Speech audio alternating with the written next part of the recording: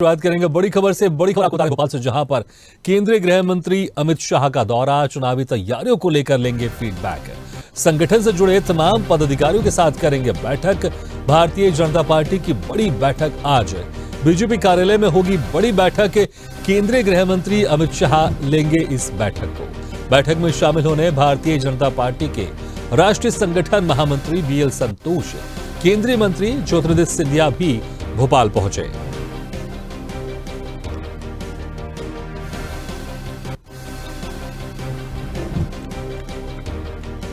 ये बड़ी खबर आपको बता रहे हैं, जहां पर केंद्रीय गृह मंत्री अमित शाह आज बड़ी बैठक लेंगे मध्य प्रदेश में और चुनावी तैयारियों का जायजा लेंगे और जानेंगे क्या कुछ तैयारी अभी तक हो चुकी है आने वाले विधानसभा चुनाव को लेकर। इस खबर पर ज्यादा जानकारी के लिए सीधे रुख करते हैं भोपाल और बात करते हैं स्वदेश न्यूज की एसोसिएट एडिटर मुक्ता पाठक से। मुक्ता जी, जिस तरह से लगातार अमित शाह का मध्य प्रदेश दौरा देखने को मिल रहा है पिछले कुछ महीनों से, क्योंकि कुछ ही महीनों बाद विधानसभा के चुनाव है मध्य प्रदेश में, आज फिर से एक बड़ी बैठक होने वाली है और इस बैठक को अमित शाह लेने वाले हैं। विस्तार से बताएं। बिल्कुल सही कहा आपने भगीरथ जी।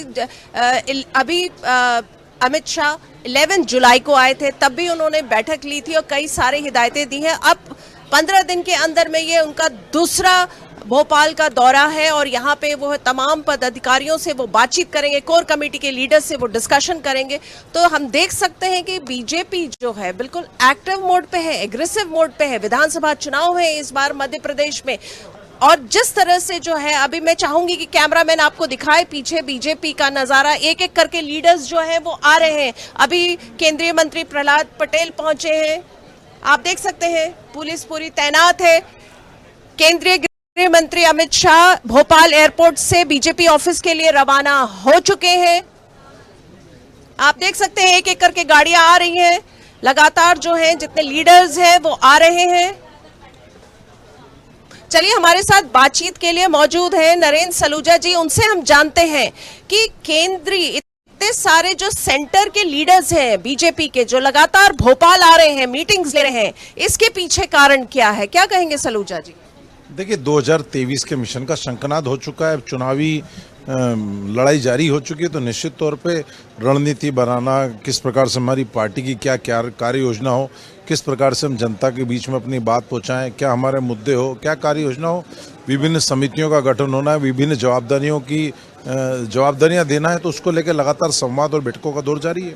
जी बिल्कुल, संवाद तो ठीक है हो रहा है, लेकिन इतने सारे केंद्रीय लीडर्स, सेंटर से लीडर्स लगातार आ रहे हैं, इसके पीछे का क्या कारण है?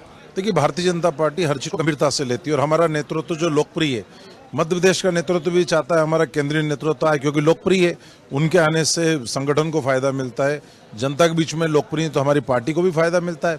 अब चूंकि वो लोकप्रिय है और वो लगातार हर छोटे से यदि बात करें तो संगठन के कामों में अपनी सहभागिता दिखाते हैं, चुनाव के अंदर भूमिका निभाते हैं। अब कांग्रेस का संगठन तो है नहीं जो चुनाव आते हैं तो विदेश चले जाता है, जिनको उनके नेतृत्व को खुद उनका स्थानीय नेतृत्व बुलाना पसंद नहीं करता है, क्योंकि उनके आने से वोट करते हैं। अब हमारा नेतृत्व तो लोकप्रिय है और वो निश्चित तौर पर आता है तो हमको फायदा मिलता है। इसलिए हम तो चाहते हैं कि हमारा नेतृत्व बार बार आए, बार बार हमें मार्गदर्शन दे और उनके अनुभव का हमें लाभ मिले। पिछली बार 11 जुलाई को अमित शाह जी भोपाल पहुंचे थे, अब आज फिर से आ रहे हैं। क्या लग रहा है पिछली बार और आज की बैठकों में क्या रहेगा? देखिए, पिछली बैठक के अंदर उन्होंने जो भी हमारी कार्य योजना चुनाव को लेके हो, जो उसको लेके तमाम निर्णय लिए थे और आज उन निर्णयों की समीक्षा भी होगी और आगामी रणनीति पे भी बात होगी। निश्चित तौर पे हमारा जो केंद्रीय नेतृत्व है वो बूथ इकाई से भी संपर्क में रहता है, हर छोटे बड़े जिन राज्यों में चुनाव होते हैं या संगठन के कार्यक्रम होते हैं उसमें हिस्सा लेता है। तो हमारे लिए तो गौरव की बात है कि हमारा केंद्रीय नेतृत्व मध्य प्रदेश दोबारा आ रहा है और निश्चित तौर पे यदि उनकी रणनीति का, उनके मार्गदर्शन का, उनके अनुभव का हमें फायदा मिलेगा।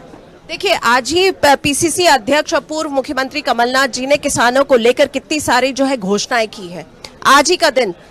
और अगर हम 2018 के चुनाव की बात करें, विधानसभा चुनाव, तो कांग्रेस का जो 15 साल का वनवास है वो खत्म हुआ था किसानों के कारण। किसानों को उन्होंने कर्ज माफी की घोषणा की थी, आज फिर से उन्होंने किसानों के लिए बहुत सारी घोषणाएं की हैं। क्या लगता है बीजेपी बैकफुट पे आएगी? देखिए, उनकी एक भी घोषणा में दम नहीं है। उन्होंने कहा है 5 हॉर्स पावर तक के स्थायी और अस्थायी पंपों की बिजली फ्री की जाएगी। तो हमारी सरकार तो 93%, 93% सब्सिडी दे रही। 100 रुपये में 7 रुपये किसान को लग रहे हैं। लगातार हम बिजली बिल, उन्होंने माफ़ की बात करी, लगातार हमने बिजली बिल माफ़ किए। कोविड-19 के दौरान सारे बिजली बिल माफ़ किए। 55,000 आपराधिक मुकदमे हम वापस ले चुके हैं। तो लगातार तो हम जितनी बातें उन्होंने कही है, किसान कर्ज माफी की तो उसका झूठ 15 महीने में देख चुके हैं। जो उनके झूठ के कारण डिफाल्टर हुए थे, उनके 2123 करोड़ ब्याज माफी के तो हमने भरे। तो उनकी सारी घोषणा, जो सारे काम हम कर रहे हैं वही है। यदि उन्होंने कहा है कि 12 घंटे बिजली देंगे तो हम तो 14 घंटे बिजली दे रहे हैं। तो ऐसी कौन सी बात है जो पूरी ये जो कमलनाथ जी ने घोषणा करी, उनकी घोषणा का आश्रम 15 महीने देख चुके हैं। उन्होंने कहा था 10 लाख तक का कर्ज माफ हुआ क्या? उन्होंने कहा था 4,000 रुपये महीना बेरोजगारी भत्ता देंगे, हुआ क्या? पेट्रोल डीजल 5 रुपये सस्ता करेंगे, हुआ क्या? दूध के उत्पादन पे 5 रुपये बोनस देंगे, हुआ क्या? गेहूं पे 150 रुपये का बोनस देंगे, मिला क्या? तो उनकी 973 झूठ हम देख चुके हैं, झूठे वचन पत्र देख चुके हैं। इन घोषणाओं से कोई फर्क पड़ने वाला नहीं है। चलिए ये बताइए कि आज किस तरह, आज क्या उम्मीद करें कि अमित शाह जी आज आएंगे, रिव्यू रहेगा पिछली बार के उनकी बैठक का और आगे की चुनावी रणनीति का, आज क्या घोषणा हो सकती है? देखिए, अमित शाह जी ने जीत की गारंटी, निश्चित तौर पे उनका जो कुशल मार्गदर्शन है, उनकी रणनीति है, उसका फायदा मिलता है। और निश्चित तौर पे मध्य प्रदेश को भी फायदा मिलेगा। और जो हमारा लक्ष्य है 51% वोट शेयर के साथ, जो 200 पार का लक्ष्य हर हाल में पूरा करेंगे। क्योंकि निश्चित तौर पे यदि अमित शाह जी का मार्गदर्शन हमें मिल रहा है तो निश्चित तौर पे हम लक्ष्य को हासिल करेंगे और एक बेहद सुनियोजित रणनीति के तहत मैदान में उतरेंगे। जी मुक्ता जी, आपको यहाँ पर रोकना चाहेंगे। इस वक्त हम दर्शकों को बड़ी खबर बता दें कि केंद्रीय गृह मंत्री अमित शाह भोपाल पहुंच चुके हैं। तो ये तस्वीर आप देख रहे हैं जहां पर केंद्रीय गृह मंत्री अमित शाह भोपाल पहुंचे हुए हैं और एयरपोर्ट पर उनका बीजेपी नेताओं ने जोरदार स्वागत किया है। 15 दिन में अमित शाह का ये दूसरा दौरा है। तो इस वक्त की बड़ी खबर, क्योंकि आज बड़ी बैठक होने वाली है भोपाल में। केंद्रीय गृह मंत्री अमित शाह इस बैठक को लेंगे और गृह मंत्री अमित शाह भोपाल पहुंच चुके हैं और बीजेपी नेताओं ने उनका जोरदार स्वागत किया है एयरपोर्ट पर। ये तस्वीर आप देख रहे हैं।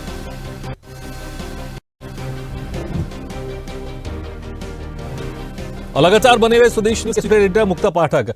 मुक्ता जी, केंद्रीय गृह मंत्री अमित शाह पहुंच चुके हैं। मुझे लगता है कि बीजेपी के नेता इसी का इंतजार कर रहे होंगे कि गृह मंत्री अमित शाह पहुंचेंगे भोपाल, उसके बाद बैठक शुरू होगी। और पहुंच चुके अब अमित शाह भोपाल। जी बिल्कुल, मैंने आपको कहा था, बिल्कुल वो पहुंच चुके हैं और यहाँ पे बीजेपी में अब बस उनका इंतजार हो रहा है कि वो कब आएंगे और यहाँ पे वो बैठक लेंगे। ये जो है बैठक अहम है क्योंकि अभी 15 दिन पहले वो आए थे और जिस तरह से वो जो मंत्र यहाँ पे देकर गए हैं और एक रिव्यू मीटिंग है, जो एक जीत की बात हो रही है कि जीत सुनिश्चित करना है इस बार के विधानसभा में। तो उसको लेकर जो क्या वो गाइडलाइंस दे रहे हैं, क्या मंत्र दे रहे हैं, वो सारी बातें। चलिए हमारे साथ बात करने के लिए नेहा बग्गा मौजूद है, उनसे पूछते हैं क्या मंत्र देके गए थे अमित शाह जी पिछले मीटिंग में जो आए थे वो 11 जुलाई को। देखिए, अमित शाह जी एक जबरदस्त ऊर्जा का संचार करते हैं और हमने सबने देखा है कि जब वो राष्ट्रीय अध्यक्ष रहे किस प्रकार से संगठन को तेजी से गढ़ने का काम, किस तरीके से पन्ना बूथ समिति तक जाने का काम भारतीय जनता पार्टी की सरकार ने किया है, भारतीय जनता पार्टी की संगठन ने किया है।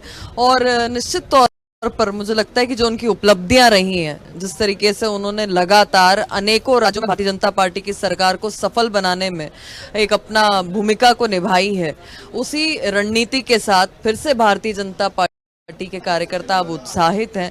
आज फिर से आ रहे हैं, उनका वंदन अभिनंदन कर रहे हैं मध्य प्रदेश की धरती पर।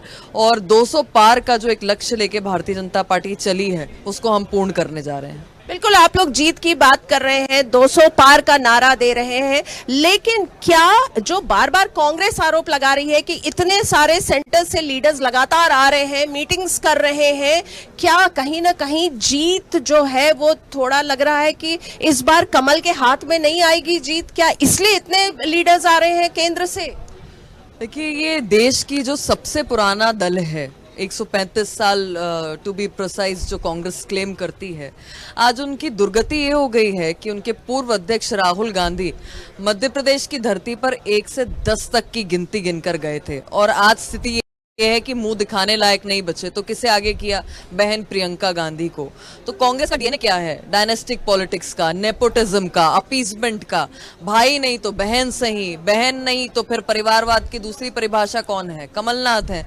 उनकी छिंदवाड़ा की कॉन्स्टिट्युएंसी में एक बार संसदीय, 2 बार वो अपने सांसद का दायित्व छोड़ा उन्होंने, एक बार धर्मपत्नी के लिए, एक बार सुपुत्र के लिए, दूसरी ओर दिग्विजय सिंह फील्डिंग कर रहे हैं अपने सुपुत्र के लिए।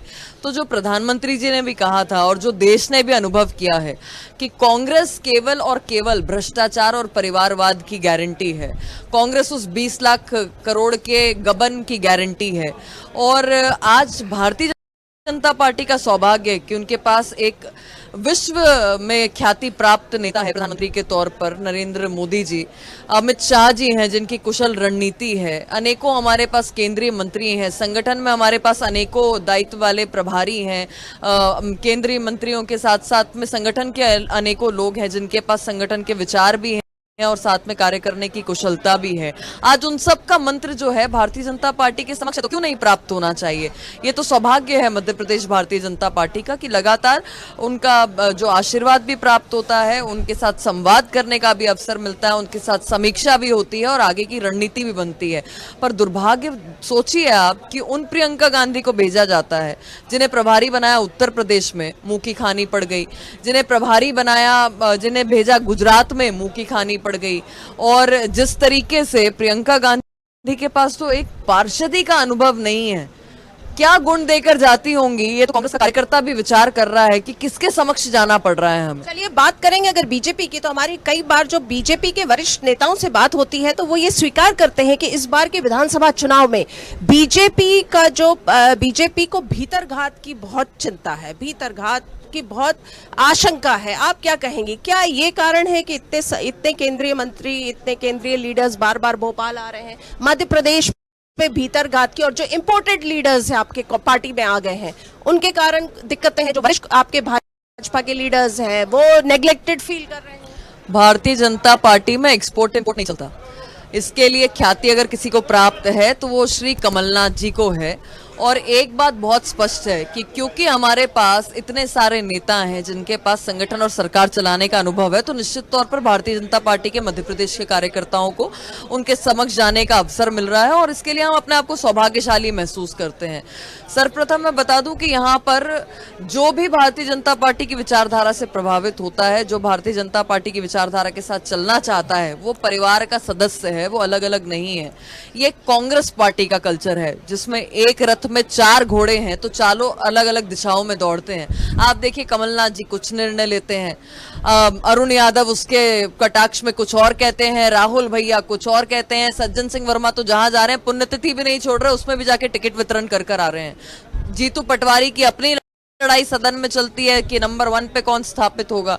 तो ये कल्चर कांग्रेस का कल्चर है। और आपको तो बाबरिया जी याद होंगे, प्रभारी बनकर आए थे, आंसुओं से रोके यहां से लौटे थे। तो ये मूल अंतर है भारतीय जनता पार्टी के कैडर में और कांग्रेस पार्टी के इस बिखराव में।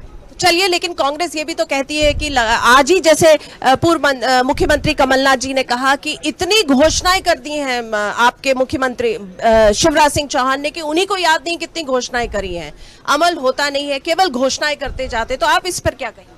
देखिए, मुझे लगता है कि कमलनाथ जी को तो अब फेस सेविंग की जरूरत है, कुछ ना कुछ करना पड़ेगा, क्योंकि कमलनाथ जी आपके छिंदवाड़ा से ही आगाज भारतीय जनता पार्टी ने कर दिया है। हाल ही में आप एक वार्ड का चुनाव नहीं बचा पाए, और किससे नहीं बचा पाए? भारतीय जनता पार्टी के अदने से कार्यकर्ता से।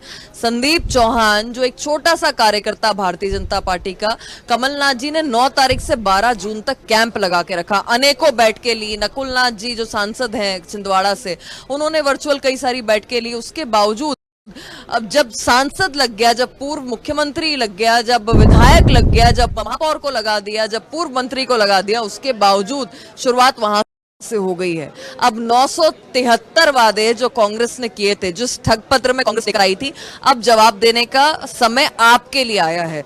2 लाख रुपए कर्ज माफी का एक किसान ले आइए, सहरिया बेगा बहनों के आदिवासियों का जो आपने पैसा बंद किया था उसका हिसाब दीजिए, तीर्थ दर्शन योजना जो आपने बंद की थी उसका हिसाब दीजिए, आपने जिस प्रकार से गरीबों का अन्न छीनने का उनके मुंह से काम किया था उसका हिसाब दीजिए। 281 करोड़ का जो घोटाला आपके आते ही मध्य प्रदेश में हुआ था उसका हिसाब दीजिए। मात्र 3 महीने हुए थे कमलनाथ जी की सरकार बने हुए और सोनिया गांधी और दिल्ली के हेडक्वार्टर तक वो पैसा सप्लाई किया जा रहा था हवाला के माध्यम से। आज हिसाब आपको देना पड़ेगा कि स्कूटी लैपटॉप आपने देना मेधावी बच्चों को बंद कर दिया था। आज आपको हिसाब देना पड़ेगा कि प्रधानमंत्री आवास का मैचिंग ग्रांट आप मिलाने के लिए तैयार नहीं हुए, आपने कहा खजाना खाली है। आज आपको हिसाब देना पड़ेगा कि आप बाढ़ पीड़ितों से नहीं मिले, ओला पीड़ितों से नहीं मिले, पाला पीड़ितों से नहीं मिले और आपने कह दिया मतलब भवन की खिड़की से झांककर आप संतुष्ट हो गए। तो मूल अंतर क्या है कि शिवराज जी किसान पुत्र हैं। शिवराज जी ने धूप गर्मी पसीना दिन रात करके इस मध्य प्रदेश को गढ़ने का काम किया और कमलनाथ जी कौन है? कॉरपोरेट वाले हेलीकॉप्टर से चलने वाले नेता, जिन्होंने ना सड़क देखी है, ना धूल देखी है, ना धूप देखी है, ना पसीना देखा है। और अब समय आ गया है कि जनता हिसाब किताब करने के लिए तैयार है और आपके गढ़ से शुरुआत हुई है। चलिए ये बताइए कि आज किस तरह की घोषणा की हम उम्मीद कर सकते हैं? अमित शाह जी हैं यहाँ पे, दूसरी बार बैठक ले रहे हैं 15 दिन के अंदर में, क्या उम्मीद की जा सकती है कि क्या घोषणा करेंगे? देखिए एक रूटीन प्रोसेस है, छोटा सा चुनाव हो बड़ा चुनाव हो, भारतीय जनता पार्टी के जो नेतृत्व है, जो अपने आप को कार्यकर्ता मानते हैं, वो उतनी गंभीरता से लेते हैं, संवाद करते हैं, रणनीति बनाते हैं, समीक्षा होती है और निश्चित तौर पर इसमें आगे की जो कड़ियां हैं वो जुड़ेंगी। आज आपने देखा कि हैदराबाद में म्युनिसिपल का चुनाव था, तब भी हमारा शीर्ष नेतृत्व वहां पर पहुंचा था। बड़े बड़े चुनाव हो जाते हैं, अब चुनाव नजदीक है, भेज रहे हैं उन प्रियंका गांधी को जो कॉर्पोरेटर का चुनाव नहीं लड़ी, जो कभी पार्षद नहीं बनी, और खड़गे जी गायब है, राहुल गांधी गायब है क्योंकि चेहरा दिखाने लायक नहीं बचे। कमलनाथ जी फिलहाल अभी हाल ही में विदेश यात्रा से लौटे हैं, विधानसभा में ही गायब हो गए थे। तो ये मूल अंतर है कांग्रेस में और भाजपा के कैडर में। चलिए आज आप, जैसा मैंने पूछा कि कुछ घोषणा की उम्मीद कर सकते हैं, मैंने आपसे कहा ना कि ये संगठन के तहत बैठक हो रही है और सब मिलेंगे, बैठेंगे, संवाद होगा, समीक्षा होगी, रणनीति बनेगी और जो भी निर्णय होंगे आपके समक्ष आएंगे। कहीं ना कहीं बीजेपी में, संगठन में, सरकार में चिंता की लकीरें हैं, तभी इतनी बैठकें। चिंता का तो प्रश्न ही नहीं उठता, ये ताकत है भाजपा की, इसीलिए आज विश्व का सबसे बड़ा संगठन है और इसीलिए मैंने आपसे कहा कि छोटा सा चुनाव या बड़ा चुनाव, जी मुक्ता जी, बहुत बहुत शुक्रिया इस बातचीत के लिए। तो चिंता की कोई बात नहीं है, बल्कि ये ताकत है, जिस तरह से लगातार केंद्र के मंत्री मध्य प्रदेश का दौरा कर रहे हैं। ऐसे ही वीडियोस को लाइक, शेयर, फॉलो और YouTube को सब्सक्राइब कर बेल आइकॉन दबाना ना भूलें और ताजा अपडेट्स के लिए हमारी वेबसाइट swedeshlive.com पर जरूर जाएं।